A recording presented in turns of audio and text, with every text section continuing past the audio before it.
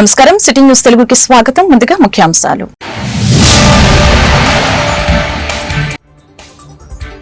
YCP నియమించిన వీసీలకు basic English grammar కూడా రాదు. ఆరోపణలపై నిగ్గు తేల్చేందుకు ప్రివిలేజ్ కమిటీకి పంపాలి. మంత్రి నారా లోకేష్ ప్రకటన.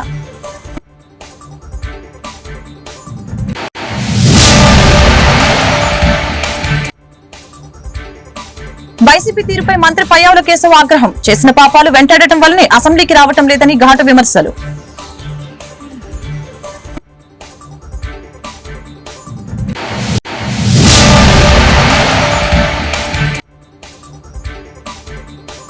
బీసీలను బెదిరించి రాజీనామాలు చేయించారు. రాజీనామాలపై విచారణ జరపాలి. మండలిలో వైసీపీ సభ్యుల డిమాండ్.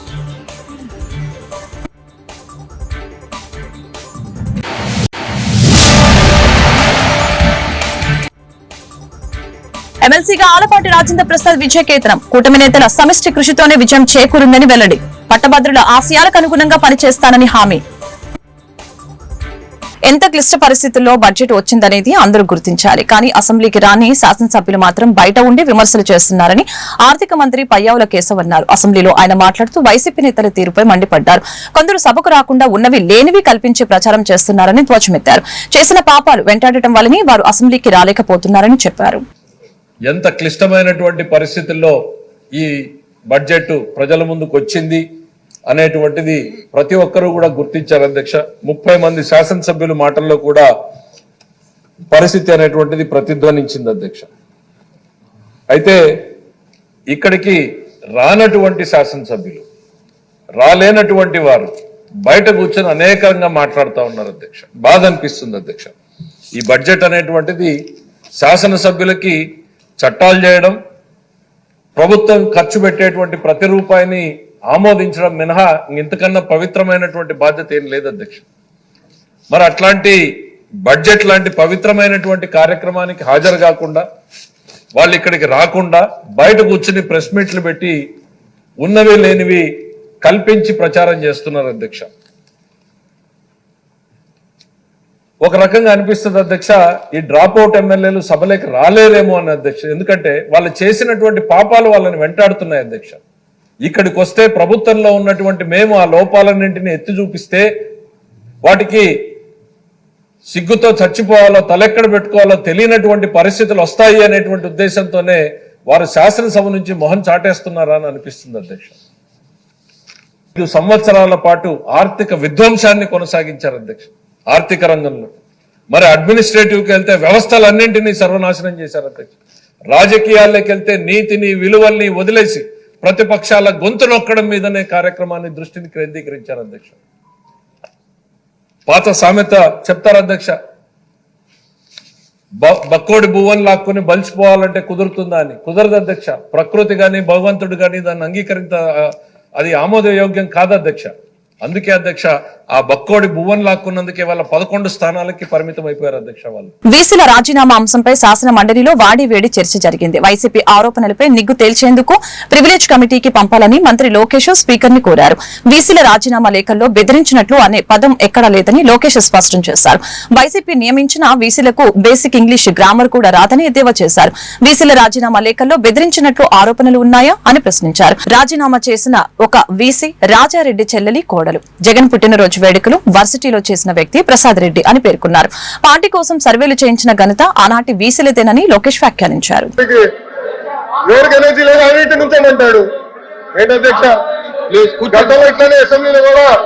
మాజీ ముఖ్యమంత్రి గారు ఇట్లానే వారు, ఈయనేమో ఇట్లా అంటాడు.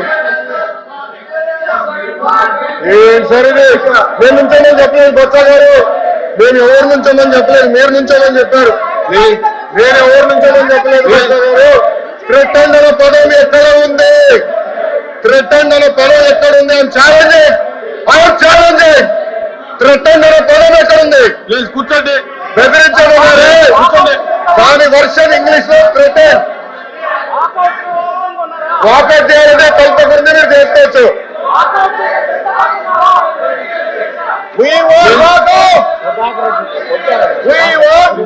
ప్లీజ్ కూర్చోండి.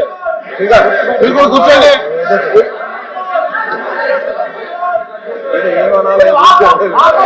అధ్యక్ష మేము ప్రివిలేజ్ చేస్తామని చెప్పాము. ఎందుకు మాట్లాడుతున్నారు? థ్రెటన్ అనే పదం ఎక్కడుంది? కూర్చోండి. థ్రెటన్ అనే పదం ఎక్కడ ఉంది? I'm challenging member. థ్రెటన్ అనే పదం ఎక్కడుంది? బెదిరించాం మనము. ఇంగ్లీష్ లో థ్రెటన్ అంటారు దాన్ని. పాపం మీరు నియమించిన వీసీకి ఇంగ్లీష్ కూడా రాదు భయ్యా.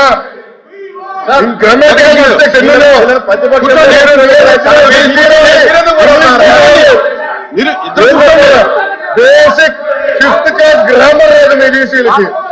అలాంటి వాళ్ళు వీసీగా నియమిస్తారు. ఆయన రెడీ అధ్యక్ష. ప్రివిలేజ్ కి మూవ్ చేయడం వాళ్ళు ఒప్పుకుంది. అదే ప్రివిలేజ్ కి మూవ్ చేయండి. Privilege committee take action. I'm ready. Member discuss. I'm ready అధ్యక్ష. థ్రెటన్ అనే పదం ఎక్కడ ఉందో డిస్కషన్ జరగాలి. కూర్చోండి. అదే 17 మందిలో 5 చేశారు. 5 ఒకరు ఎవరు? రాజారెడ్డి గారి చెల్లెలు పేడలు. ఇంకొకరు ఎవరు? ప్రసాద్ రెడ్డి వైకాపా కార్యకర్త. జగన్మోహన్ రెడ్డి గారు పుట్టినరోజులు వేడుకలు ఇంట్లో యూనివర్సిటీలో చేపిస్తారు. ముఖ్యమంత్రి గారు విశాఖపట్నానికి వస్తే విశాఖపట్నానికి ముఖ్యమంత్రి గారు వస్తే ఏకైనా పిల్లలు పంపిస్తారు. రిసీవింగ్ వినోదమైన ఘనకార్యం చేసినట్టు సర్వేలు చేస్తారు. పార్టీల కోసం సర్వేలు చేపిస్తారు. యూనివర్సిటీ వీసీల రాజీనామాలపై విచారణ జరపాలని మాజీ మంత్రి శాసన మండలి ప్రతిపక్ష నేత బొత్స సత్యనారాయణ డిమాండ్ చేశారు. అసెంబ్లీ మీడియా పాయింట్ లో ఆయన మాట్లాడుతూ వీసీల రాజీనామాలపై దర్యాప్తు జరపాలని 2 రోజుల క్రితం కోరాం. ఆధారాలు ఇవ్వాలని ప్రభుత్వం కోరింది. అన్ని ఆధారాలు నేడు మండలి ముందుకి తీసుకువచ్చామని తెలిపారు. వీసీలను బెదిరించి రాజీనామాలు చేయించారు. వీసీల రాజీనామాలపై విచారణకు డిమాండ్ చేస్తే కూటమి ముందుకు రాలేదని, ప్రభుత్వం తోక ముడుచుకొని వెళ్లిందని బొత్స మండిపడ్డారు. అవసరం ఏమొచ్చింది? దాని మీద ఎంక్వైరీ జరగాలని అడుగుతున్నాం. మేము దాని మీద ఎంక్వైరీ ఏమి అడుగుతున్నాం? ప్రభుత్వం దానికి సమాధానం చెప్పుకుంటే ఎక్కడైనా బలవంతం పెట్టారా, ప్రజలు చేశారా, దులుం చేశారా, బెదిరించారా, వాడు ఉందా? వాళ్ళు ఏమైనా ఉంటుందండి? అడిగితే చెప్తారు. అప్పుడు ఎంక్వైరీలో చెప్తారు. ఏంటి ఎంక్వైరీ? వాళ్ళు ఏం చెప్తారో రాయండి. ఓ జ్యుడిషియల్ ఎంక్వైరీ వేయండి. దాన్ని డిమాండ్ చేస్తాం. ప్రభుత్వం తోకముడిచి వెనక్కి వెళ్ళిపోయింది. కానీ నేను అందుకే చెప్తున్నాను ప్రభుత్వానికి, పూర్వపరాలు జరిగిన వాస్తవాలు తెలుసుకుని మాట్లాడాలి తప్ప ఛాలెంజింగ్ అంటే ఛాలెంజింగ్ ఇక్కడేమి కుస్తీ పోటీ కాదు. ఇది అందరం కూడా బాధ్యత గల పౌరులం, బాధ్యత గల రాజకీయ పార్టీలం, ఒక వ్యవస్థను కాపాడుకోవాల్సిన మనుషులం. ఎప్పుడు ఈ విధమైన వ్యవస్థలో ఎలాంటివి జరగలే. చరిత్ర వచ్చిన తర్వాత, స్వాతంత్రం వచ్చిన తర్వాత మూకుమ్మడిగా ఒకేసారి వీసీలందరినీ రాజీనామాలు చేసే పరిస్థితి ఈ దేశ చరిత్రలో, రాష్ట్ర చరిత్రలో ఎక్కడ రాలే. మా ప్రభుత్వంలో కూడా రాలే. 5 సంవత్సరాల్లో కూడా ఎప్పుడు కూడా. ఇదేంటండి ఇది? ఇవాళ మేము హౌస్లో మేము డిమాండ్ చేస్తాం. ఈ విషయాన్ని కూడా చూస్తాం. ఇంతేకాదు ఇవాళ చూస్తాను పోలవరం మీద డిస్కషన్ వచ్చింది. మా సభ్యులు అడిగిన ప్రశ్న ఒకటే, పోలవరాన్ని ఎత్తు తగ్గిస్తున్నారా లేదా? Yes sir no. దానికి వచ్చి పూర్వపరాలు ఇవన్నీ చెప్పుకుంటూ 73% అయిపోయింది, 23. పోలవరం అంటే ఎందుకు వచ్చేది? స్వర్గీయ రాజశేఖర రెడ్డి గారు పోలవరం స్ఫూర్తి అయినా ఉద్దాత అయినా దాన్ని మానుకొని ఇవాళ వచ్చి గొప్పలు చెప్పుకొని ఆ నోటుకొచ్చిన అంకీలు పర్సెంటేజ్ చెప్పుకొని వాళ్ళు మాట్లాడి ఒకటి పోలవరాన్ని ఎత్తు తగ్గించడానికి వీలు లేదు. ఏదైతే 45.272 మీటర్లు ఎత్తుందో అది ఉండవలసిందే. అందులో రాజీ లేదు. ఎందుకంటే దానివల్ల ఏమైనా తేడా వస్తే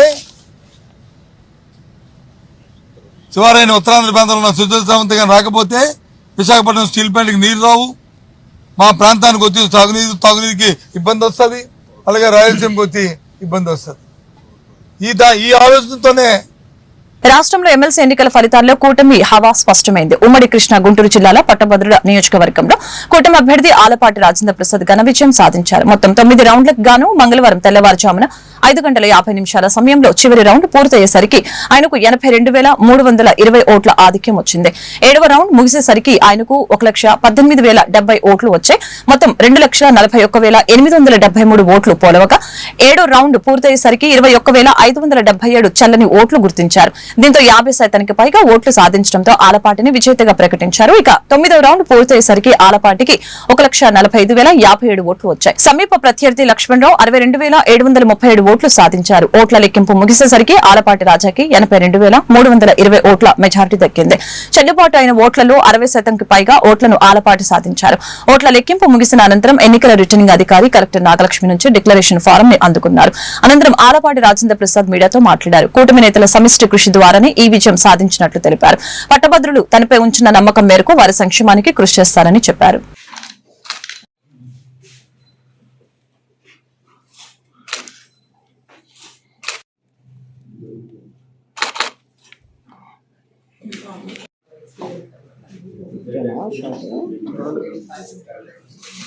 రాజకీయాల్లో ప్రతిఫలాలు ఇది గొప్ప విజయంగా భావిస్తా ఉన్నా. 33 నియోజకవర్గాల ప్రజలు ఎవరైతే పట్టభద్రులు ఓటర్లుగా నమోదు చేసుకున్నారో దాదాపు 2,41,000 మంది ఓటర్లు తమ హక్కుని ఈ ఎన్నికల్లో వినియోగించుకోవడమే కాకుండా ఒక గొప్ప విజయాన్ని అందించినటువంటి వరించినటువంటి అదృష్టవంతుడిగా నేను భావిస్తా ఉన్నా. 33 నియోజకవర్గాల్లో కూడా 6 నెలల కాలం నుంచి అక్కడ ఉన్నటువంటి నాయకత్వం, ఎమ్మెల్యేలు కానీ, ఎంపీలు కానీ, మంత్రులు కానీ, అదేవిధంగా అక్కడున్న పార్లమెంటరీ పార్టీ అధ్యక్షులు కానీ, అక్కడున్న ఉద్యోగస్తులు కానీ, ఎవరైతే ఇక్కడ పుట్టి వివిధ ప్రాంతాల్లో ఉద్యోగాలు చేసుకున్నటువంటి ఉద్యోగస్తులు కానీ, పట్టభద్రులైనటువంటి రైతాంగం కానీ, కార్మికులు కానీ, మహిళలు కానీ అందరూ కూడా ఈ యొక్క ఓటు హక్కు వినియోగించుకున్నటువంటి సందర్భంలో ప్రత్యేకత ఏంటంటే 40% మొట్టమొదటిసారిగా ఈ పట్టభద్రుల ఎన్నికల్లో ఓటు హక్కు వినియోగించుకున్నటువంటి ఘనత. మరి ఆ రకంగా మొత్తం ఓటర్లలో కూడా 39.6% ఓటర్లుగా నమోదైనటువంటి విషయం ఒక విశేషం. ఆ రకంగా మహిళలకి ఈ రోజున ఓటు హక్కు వినియోగించుకునే అవకాశం పట్టభద్రుల ఎమ్మెల్సీ ఎన్నికల్లో జరగటం అనేది ఒక కొత్త అంశం. ఇది కాకుండా దాదాపు 2,31,000 మంది 21 సంవత్సరాల నుంచి 40 సంవత్సరాల మధ్యలో ఉన్నటువంటి వయసు కలిగినటువంటి ఓటర్లు ఉండటం అనేది మరొక విశేషం. 3,46,000లో. ఆ రకంగా చూసుకుంటే ఇప్పుడు జరిగినటువంటి ఎన్నికలో మరి 1,45,057 ఓట్లు నాకు వస్తే దాదాపు 83,000 ఓట్ల మెజార్టీ ఉంటే నా మీద అనేక రకాలైన ఆరోపణలు చేసి ఏదో పాముకుందామని చెప్పి నన్నేదో భూతంలాగా చూపించాలని ప్రయత్నించినటువంటి ప్రత్యర్థులకి కేవలం 63,000 ఓట్లతో సరిపెట్టుకోవాల్సినటువంటి పరిస్థితి వచ్చింది. ఎందుకంటే రాజకీయాల్లో మరి అందరం ఒకచోట పుట్టాం, పెరిగాం, వివిధ రూపాల్లో మనం పెరిగాం. సిద్ధాంతపరమైన రాజకీయాల్లో మనం పైకొచ్చామని చెప్పుకునేటువంటి పెద్దలు కూడా సిద్ధాంతాలకు నీళ్లు వదిలేసి ఈ రోజున ఎవరు మోచేతి నీళ్ళైనా తాగడానికి సిద్ధపడినటువంటి ఎన్నికలను మనం కృష్ణా జిల్లా మరియు ఎన్టీఆర్ జిల్లాకు చెందిన యాదవులకి ప్రాతినిధ్యం లభించే విధంగా ఎమ్మెల్సీ పదవి కేటాయించాలని కృష్ణా జిల్లా గొర్రెల మరియు మేకల పెంపకందారుల సంక్షేమ సంఘం విజయవాడలో హనుమంతరాయ్ గ్రంథాలయంలో chairman Diddukuru Venkata Krishnarao, vice chairman Goriparthi Subbarao media సమావేశం ఏర్పాటు చేశారు. ఈ సందర్భంగా chairman Diddukuru Venkata Krishnarao, vice chairman Goriparthi సుబ్బారావులు మాట్లాడారు. యాదవులుగా యనమల రామకృష్ణుడు, రామారావు, జంగం కృష్ణమూర్తి ముగ్గురు ఎమ్మెల్సీలు ఖాళీ అవుతున్నాయని, యాదవ సంఘంలో బలమైన నాయకుడిగా ఎదిగిన రొండి కృష్ణ యాదవ్ కి ఎమ్మెల్సీ పదవి ఇవ్వాలని అన్నారు. విజయవాడ పార్లమెంటరీ నియోజకవర్గ పరిధిలో ఉన్న అన్ని నియోజకవర్గాల ఎంపీ, ఎమ్మెల్యే కూటమి అభ్యర్థుల విజయం కోసం తీవ్రంగా రొండి కృష్ణ యాదవ్ కృషి చేశారని చెప్పారు. 1993లో గొర్రెలు మేకల పెంపకందారుల సంఘం ఏర్పడిందని చెప్పారు. ఎమ్మెల్యే కోటాలో ఖాళీ అయిన 2 యాదవుల స్థానంలో ఒకటి రొండి కృష్ణ యాదవ్ కి ఎమ్మెల్సీ ఇవ్వాలని కోరారు. ఈ కార్యక్రమంలో యాదవ సంఘం నాయకులు తదితరులు పాల్గొన్నారు. దిద్దుకూరు వెంకటకృష్ణారావు, గొర్రెలు మరియు మేకల పెంపకందారుల ఉమ్మడి కృష్ణా జిల్లా చైర్మన్. ఎమ్మెల్సీ 5 ఎమ్మెల్సీలు జరగబోయే ఎమ్మెల్సీల్లో 3 యాదవ్ కమ్యూనిటీ నుంచే నరుతు రామారావు గారు, జంగా కృష్ణమూర్తి గారు, యనమల రామకృష్ణుడు గారు ఖాళీ అయిన స్థానాలు. మరి ఎన్టీఆర్ జిల్లా కృష్ణా జిల్లాలో ఒకప్పుడు బొత్స అర్జునుడు గారు ఎమ్మెల్సీగా క్రమశిక్షణ సంఘంలో సభ్యులుగా ఉండేవాళ్ళు. వారి తర్వాత ఇప్పుడు జరగబోయే ఎమ్మెల్సీలు యాదవులకి ఆ 3కి ఇవ్వాలని, బందర్ నుంచి రొంటి కృష్ణ యాదవ్ గారికి ఇవ్వాలని కృష్ణా జిల్లా గొర్రెల మేకల సంఘం తరఫున ముఖ్యమంత్రి చంద్రబాబు గారిని కోరుతున్నాం. ఎందుకంటే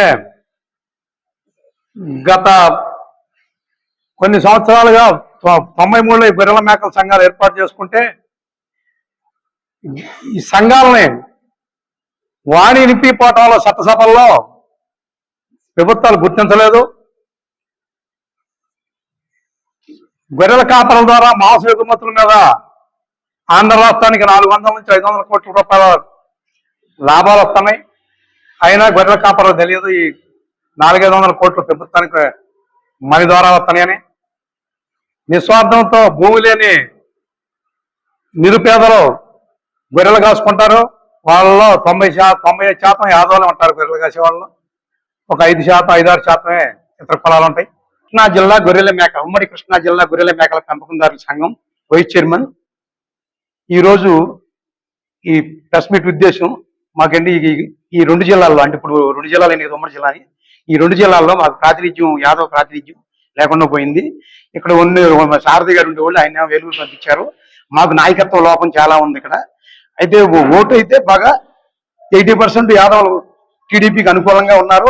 దాన్ని 100% మార్చుకునే విధంగా తయారు చేసుకోవాలంటే మాకు ఈ 2 జిల్లాల్లో ఉమ్మడి జిల్లాలో ఒక వ్యక్తికి, ఎవరో ఇప్పుడు మన కష్టపడే వ్యక్తికి రొంటి కృష్ణ గారు మొన్న జరిగినటువంటి ఎన్డీఏ కూటమి మన అసెంబ్లీ ఎలక్షన్ లో అన్ని నియోజకవర్గాలు కూడా తిరిగి కష్టపడి మాలాంటి గ్రామాల్లో మండలాల్లో ఉన్న కార్యకర్తలను కూడా ఉత్తేజపరిచి మా చేత కూడా అన్ని గ్రామాలు తిప్పించి కష్టపడి పనిచేశాడు. అలాంటి వ్యక్తికి ఎమ్మెల్సీ ఇస్తే 2 జిల్లాలో ఆయన అనుసంధానం చేసుకుని మాకు ఒక నాయకుడు ఉంటారని చెప్పిన ఉద్దేశంతో మాకు ఒక ఎమ్మెల్సీ ఇమ్మని చెప్పి నారా చంద్రబాబు నాయుడు గారిని కోరుకుంటున్నాము. అట్లాగే మేము కింద నుంచి ఉన్న యంత్రాంగాన్ని కూడా తయారు చేసి పార్టీకి అనుకూలంగా మమ్మల్ని ప్రేరేపించి చైతన్యవంతం చేస్తున్నారు. కాబట్టి అలాంటి నాయకుడికి ఎమ్మెల్సీ ఇస్తే మా యాదవ్ కమ్యూనిటీ ఒక తాటి మీదకి వచ్చి వచ్చే ఎలక్షన్ కి 100%. రాష్ట్ర బడ్జెట్ సమావేశాల ప్రారంభం రోజు వైఎస్ఆర్సీపీ శాసన మండలి సభ్యులు దువ్వాడ శ్రీనివాస్, పిఠాపురం శాసనసభ్యులు, రాష్ట్ర ఉప ముఖ్యమంత్రి, జనసేన పార్టీ అధ్యక్షులు కొలితెల పవన్ కళ్యాణ్, ముఖ్యమంత్రి చంద్రబాబు నాయుడు నెలకి 50 కోట్ల ప్యాకేజీ ఇస్తున్నట్లు ఎలాంటి ఆధారం లేకుండా అసెంబ్లీ ఆవరణంలో సమాజంలో విద్వేషాలు రెచ్చగొట్టే విధంగా చేసినటువంటి ఆరోపణలకి గుడివాడ రూరల్ పోలీస్ స్టేషన్ లో కృష్ణా జిల్లా జనసేన పార్టీ కార్యదర్శి కొదమల గంగాధర్ ఫిర్యాదు చేశారు. చేసినటువంటి ఆరోపణలకి తగిన ఆధారాన్ని చూపించాలి. దేశంలో ఎంతో పేరు ప్రఖ్యాతులు ఉన్నటువంటి వారిపైన జన సైనికుల్ని సైకోలుగా సంబోధించి మనోభావాలు దెబ్బతీసే విధంగా ఉన్నందున దువ్వాడ శ్రీనివాస్ పై తగు చర్యలు తీసుకోవాలని కోరారు. కార్యక్రమంలో జనసేన నాయకులు సందు పవన్, పేర్ని జగన్ తదితరులు పాల్గొన్నారు.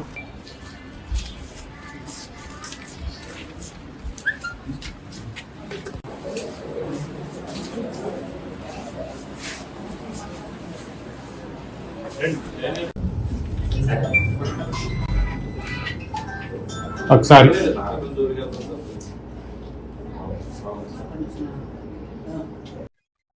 రాష్ట్రం దేవాలయంగా భావించేటువంటి అసెంబ్లీ సాక్షిగా మా అధ్యక్షులు ఆంధ్రప్రదేశ్ రాష్ట్ర డిప్యూటీ సీఎం కొణిదెల పవన్ కళ్యాణ్ గారి పైన ఎమ్మెల్సీ దువ్వాడ శ్రీనివాస్, జనసేన పార్టీ అధ్యక్షులు పవన్ కళ్యాణ్ గారికి రాష్ట్ర ముఖ్యమంత్రి అయినటువంటి శ్రీ నారా చంద్రబాబు నాయుడు గారు 50 కోట్ల ప్యాకేజీ ప్రతి నెల ఇస్తున్నాడు. అందుకనే పవన్ కళ్యాణ్ గారు మాట్లాడలేదని చెప్పనేటువంటి విధంగా ఆధారరహితంగా విమర్శ అయితే చేశాడు. ఆ రోజున అసెంబ్లీ సాక్షిగా చేశాడు. మేము ఈ రోజున దువ్వాడ శ్రీనివాస్ని గుడివాడ నియోజకవర్గం జిల్లా కార్యదర్శుల తరఫున ఆయన మీద రూరల్ పోలీస్ స్టేషన్లో కంప్లైంట్ ఫైల్ చేయడానికి వచ్చాం.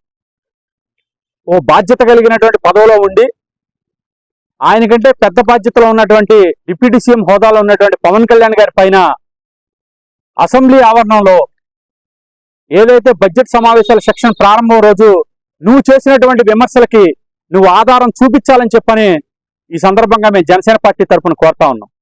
ఎందుకనంటే నువ్వు గడిచిన 4 మాసాలుగా నువ్వు సోషల్ మీడియా వేదికగా యూట్యూబ్లో కానీ సోషల్ మీడియాలో కానీ నువ్వు చేసినటువంటి ఈ యొక్క అరాచకాలు, నీచమైన పనులు అన్నీ ఇన్ని కాదు.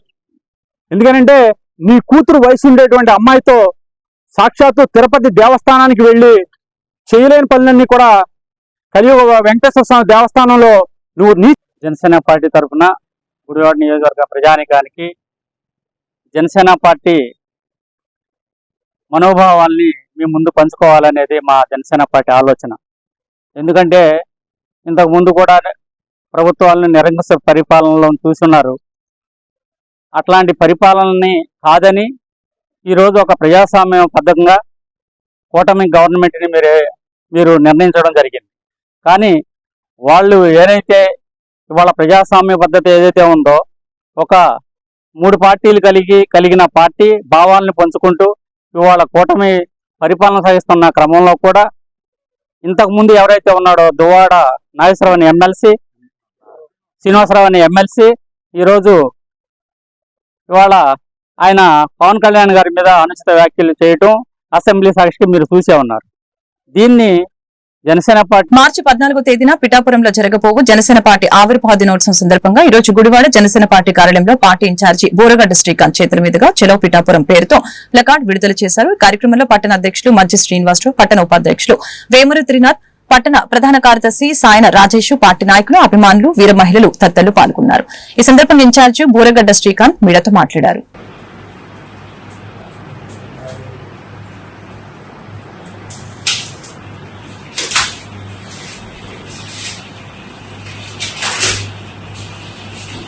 జై జనసేన, జై జనసేన.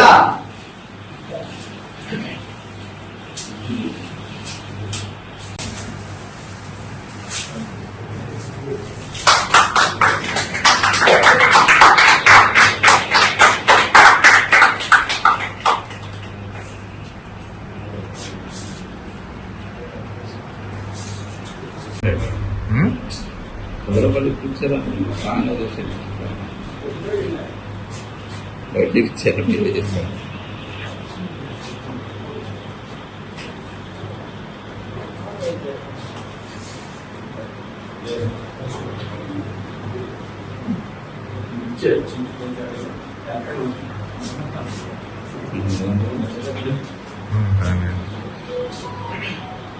జై జనసేన, జై జనసేన, జై జనసేన, జై జనసేన, జై జనసేన, జై జనసేన. వర్ధిల్లాలి కళ్యాణ్ గారి నాయకత్వం, వర్ధిల్లాలి పవన్ కళ్యాణ్ గారి నాయకత్వం, వర్ధిల్లాలి బూరగడ్డ శ్రీకాంత్ గారి నాయకత్వం, వర్ధిల్లాలి బూరగడ్డ శ్రీకాంత్ గారి నాయకత్వం, జై జనసేన, జై జనసేన, జై జనసేన, జై జనసేన. 14 జనసేన పార్టీ ఆవిర్భావ సభ.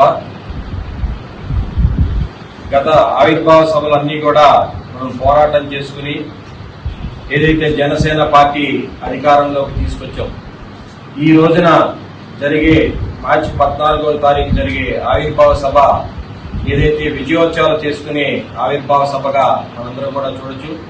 ఇంతకాలం కూడా ఎన్నో పోరాటాలు చేసి ఎన్నో ఉద్యమాలు చేసి ఈ రోజున జనసేన పార్టీని అధికారంలోకి తీసుకొచ్చాం. కాబట్టి ఈ రోజున రేపు మార్చి 14వ జరిగే ఆవిర్భావ సభలో మన ఉప ముఖ్యమంత్రి వర్యులు పవన్ కళ్యాణ్ గారు ఉప ముఖ్యమంత్రిగా మన రాష్ట్రం అభివృద్ధి దశగా జరుగుతున్న ఈ యొక్క ఆవిర్భావ సభను మనందరం కూడా విజయోత్సవం చేసుకోవడానికి లక్షలాదిగా తరలి వెళ్లి ఈ పిఠాపురంలో జరిగే ఆవిర్భావ సభను గుడివాడ నియోజకవర్గ జనసేన పార్టీ నాయకులు, కార్యకర్తలు, వీర మహిళలు అందరూ కూడా ఈ యొక్క ఆవిర్భావ సభను విజయవంతం చేయాలని చెప్పి కోరుకుంటూ మనందరం కూడా రేపు లక్షలాదిగా తరలి వెళ్లి గుడివాడ నియోజకవర్గం నుంచి ముఖ్యంగా అందరం కూడా ప్రతి నాయకుడు, కార్యకర్త, వీర మహిళలు అందరూ కూడా మార్చి 14వ తారీఖు ఆవిర్భావ సభకి తరలి రావాల్సిందిగా గుడివాడ నియోజకవర్గ జనసేన పార్టీ తరఫున అన్ని మండల అధ్యక్షులకు అలాగే కార్యకర్తలకు అందరికీ కూడా వీరమహిళలందరికీ కూడా కోరుకుంటూ ఈ యొక్క ఆవిర్భావ సభ పోస్టర్ ఈ రోజున విడుదల చేస్తున్నాం. అలాగే ఈ యొక్క నియోజకవర్గంలో అన్ని గ్రామాలకు తిరిగి ఈ యొక్క ఆవిర్భావ సభ విజయవంతం చేసేంత వరకు మీరందరూ కూడా కృషి చేయాలని చెప్పి కోరుకుంటూ జై జనసేన, జై పవన్ కళ్యాణ్. వార్తలు ముగించే ముందు ముఖ్యాంశాలు మరొకసారి.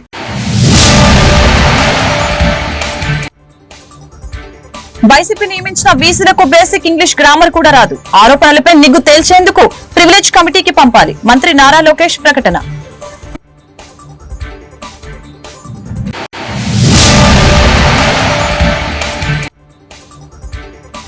వైసీపీ తీరుపై మంత్రి పయ్యావుల కేశవ ఆగ్రహం. చేసిన పాపాలు వెంటాడటం వల్లనే అసెంబ్లీకి రావటం లేదని ఘాటు విమర్శలు.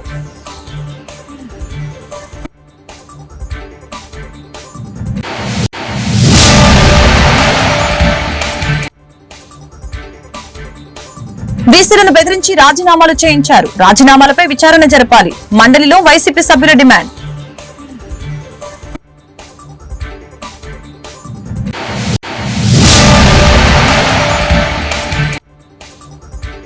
ఎమ్మెల్సీగా ఆలపాటి రాజేంద్ర ప్రసాద్ విజయకేతనం. కూటమి నేతల సమిష్టి కృషితోనే విజయం చేకూరిందని వెల్లడి.